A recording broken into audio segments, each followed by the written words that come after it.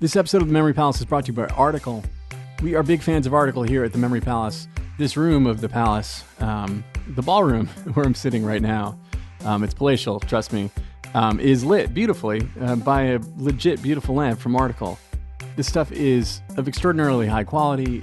It is truly lovely furniture that's influenced by, mid-century modern and Scandinavian styles. I have a feeling you're really going to like it. If you've never checked it out before, summer and warmer weather is right around the corner here in the Northern Hemisphere.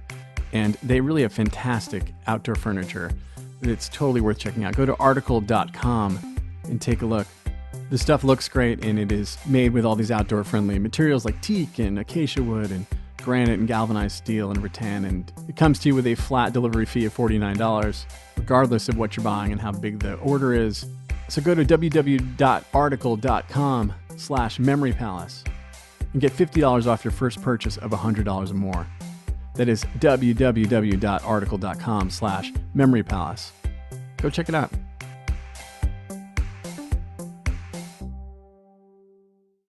The Memory Palace is brought to you by Rate Marketplace. If you're a homeowner, did you know it takes just minutes to see if you're eligible to save up to $4,000 a year? Rate Marketplace is a home financing engine that uses a fast and easy online process.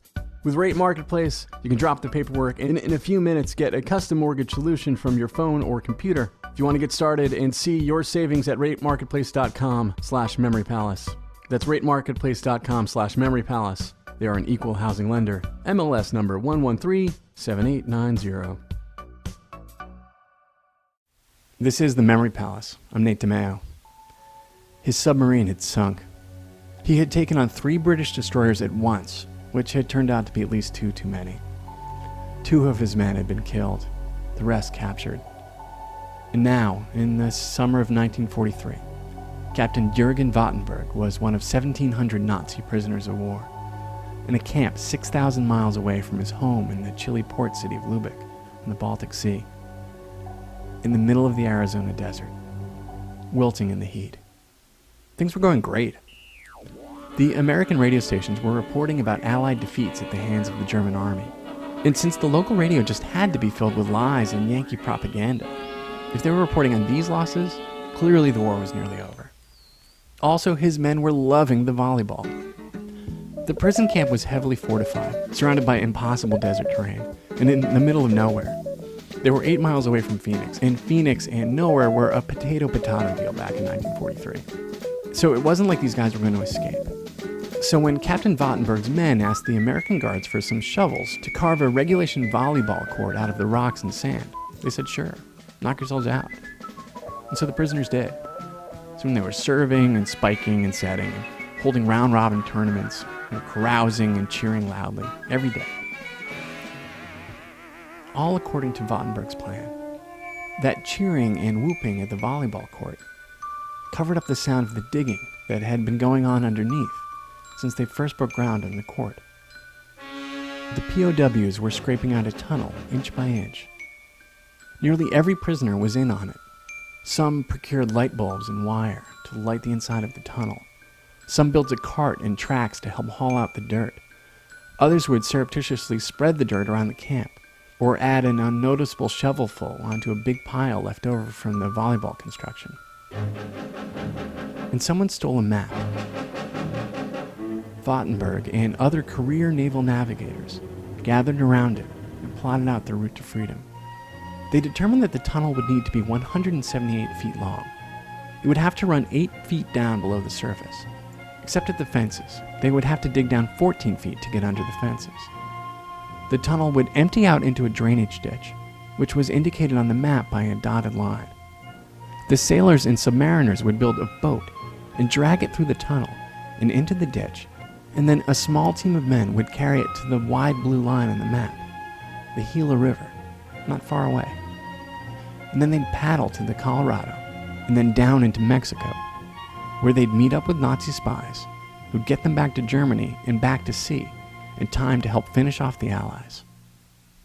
They dug for 5 months straight, day and night. They designed and built a canoe that could be carried out in 3 parts and assembled when they reached the river. They gathered rations and medical supplies and fake IDs and cigarettes for the journey south. And on the night of December 23rd, they threw a party. Captain Wattenberg ordered them to make it a wild one. Under the cover of German drinking songs, teams of 2 and 3 men descended into the tunnel. They dragged themselves through the dirt and stones, pulling their collapsible canoe behind them, breathing in dust and stale air. These sailors from Northern Europe, desperate to leave this place that must have felt like hell on earth, squinted in the dark until a sliver of moonlight appeared.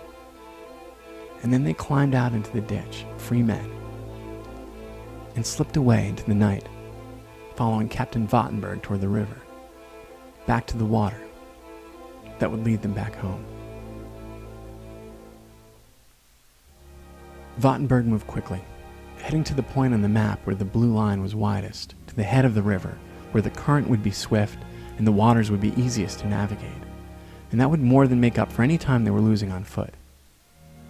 And at dawn, as the sun rose, and they drew closer to that line in the map, exhausted and eager to be out in the open water again, no one, certainly not Captain Wattenberg, was thinking that the word river on a map of Arizona during the dry season might mean something different than that same word on a map pretty much anywhere else in the world. That morning they sat on their overturned canoe on the riverbank, crying, we're told, with their heads in their hands, the occasionally mighty Gila River trickling by.